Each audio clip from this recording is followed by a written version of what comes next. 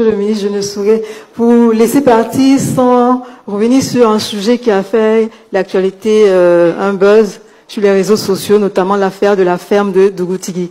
Donc, puisque vous êtes là et que les internautes, les Ivoiriens vous écoutent, de quoi s'agit-il? Bon, je note avec satisfaction que Dougoutigui me met dans la salle. Alors,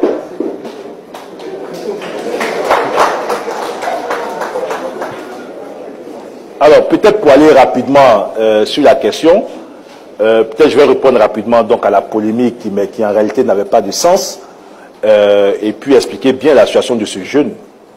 Effectivement, la semaine dernière, j'ai été interpellé par mes services de communication sur un post qui aurait été fait donc sur la page donc du jeune Dougoutigui, et qui interpellait d'abord une entreprise qui aurait permis donc, qui aurait promis donc de faire sa ferme qui ne serait pas faite, et ensuite qui a appelé donc au secours donc monsieur le ministre, papa, monsieur le ministre, cher papa, vraiment je n'ai pas encore ma ferme et autres.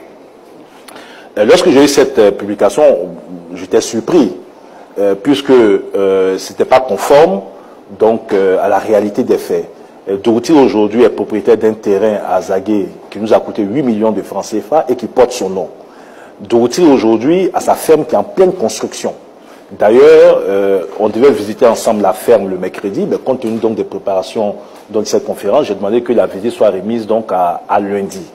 Donc, alors, l'oncle de Dougoutigui, qui est en contact avec mon chargé de mission, M. Narcisse Poko, qui toutes les semaines fait un point avec l'oncle de Dougoutigui sur l'avancement donc des travaux. Dougoutigui a été mis en formation par mon ministère à Yamoussoukro, dans le centre de formation que j'ai visité avec le directeur des opérations de la Banque mondiale.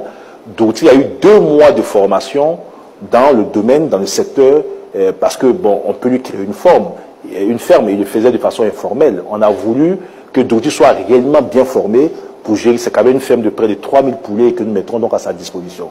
Dougoutigui nous a dit que lui seul ne pourra pas gérer cette ferme et qu'il a son frère jumeau qui doit l'aider à gérer. Le frère de Dougoutigui aujourd'hui, je ne sais pas si ça vous a vu, mais en tout cas, il y a quelques semaines, quand j'étais à Yamoussoukro, le directeur des opérations de la Banque mondiale, le frère de Dougoutigui était en formation à notre initiative. Tout ça en prévision donc à l'ouverture de la ferme qui va se faire. Bon, alors, Dougoutigui donc m'a contacté avec son oncle qui me dit que cette publication n'était pas de lui et qu'il a des gens qui gèrent sa page et que lui-même n'a pas accès. Il est là. Et lui-même, il ne gère pas sa page, il n'a pas accès à sa page. Et il était encore à sa ferme initiale quand les gens l'appelaient de partout pour dire Dougoutigui, tu as fait une publication, alors qu'il n'a jamais géré de page, il n'a jamais écrit quoi que ce soit sur sa page. Et c'est là qu'il s'est rendu compte que, je ne dirais pas le nom, que c'est la personne qui gérait sa page qui a pris l'initiative de faire une telle publication sans avoir son avis, sans recourir donc situation qui a été dénoncée par son oncle. Et je pense qu'après l'avoir dénoncé, la personne donc a supprimé la publication. Donc il y a eu un peu de manipulation. À quelle fin, je ne saurais le dire.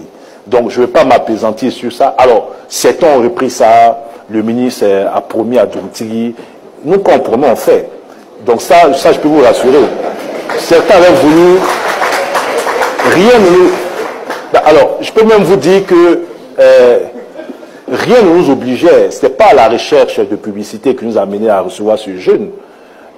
J'avais moi-même souhaité qu'il n'y ait aucune communication, et je l'ai dit à mes collègues, qu'il n'y ait aucune communication autour donc du jeune en rapport avec ce que nous avons promis jusqu'à ce que la ferme soit faite. C'est pour ça que même sa formation à Yamoussoukro, d'autres auraient surcommuniqué, on aurait vu Dougoutigui en pleine formation, on n'a pas voulu communiquer.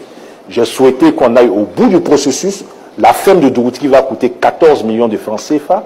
Si vous ajoutez à ces 14 millions de francs CFA les 8 millions qu'a coûté donc la terre qui lui est mise à disposition, c'est 22 millions de francs CFA que Dougoutigui a comme financement pour sa ferme. Alors, ce qui est intéressant dans sa situation, et c'est ce qui m'a poussé à l'aider, c'est que voilà un jeune qui n'a pas un grand niveau scolaire, je crois que c'est CE1, n'est-ce pas Dougoutigui? CM2. D'ailleurs, non c'est important, il est au CM2. D'ailleurs, c'est ce qui même m'a fait tiquer, parce que quand j'ai vu la publication sur sa page, le niveau le niveau donc de langage, et que je mets ça en comparaison avec le niveau scolaire de Dourtri, j'ai compris tout ce que c'est pas Dourtri qui a écrit. Même si peut-être qu'il a dit à quelqu'un d'écrire, mais ça ne peut pas être lui. Alors, voilà un jeune homme qui fait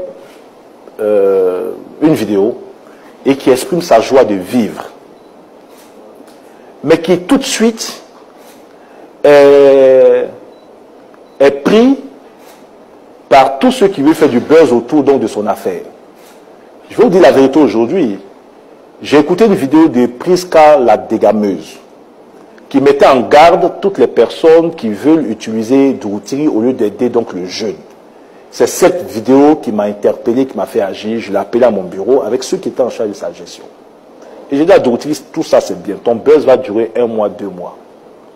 Tu n'es pas une star pour aller, je ne veux même plus te voir dans les boîtes de nuit, ceci, cela. Tu restes sur ta vocation. On va t'aider à réaliser ton rêve puisque tu dis que toi, tu veux faire ta ferme. C'est ton rêve de vie. On va t'aider à le faire.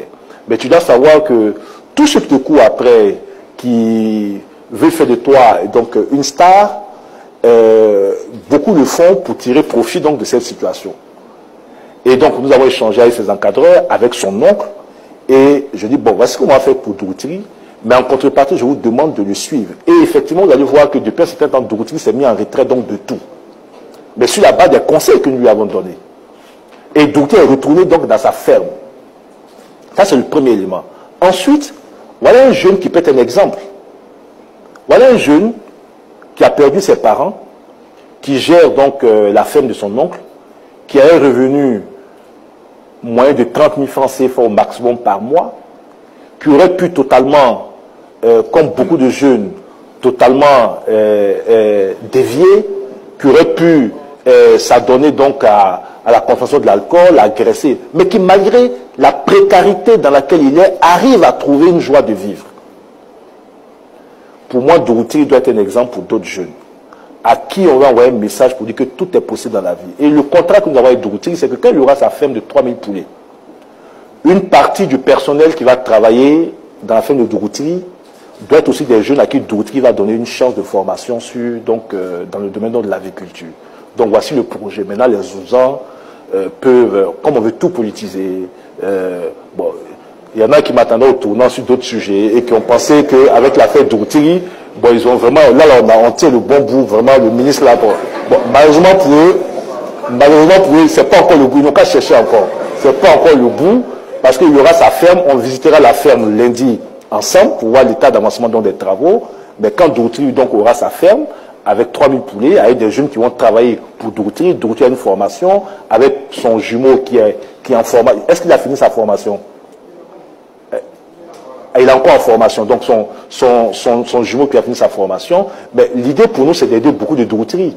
Tous les dispositifs que nous mettons en place, l'égalité des chances des jeunes, où on ne soit pas obligé de connaître quelqu'un et d'avoir des parents placés ici. Et ça, je le dis à tous mes collaborateurs. Tous les jeunes doivent avoir une égalité des chances. Et notre mission, notre vocation au sein du ministère, c'est donc d'assurer cela. Voilà ce que je peux dire pour répondre donc à la polémique, qui n'en était pas une sur donc l'affaire Dourtri.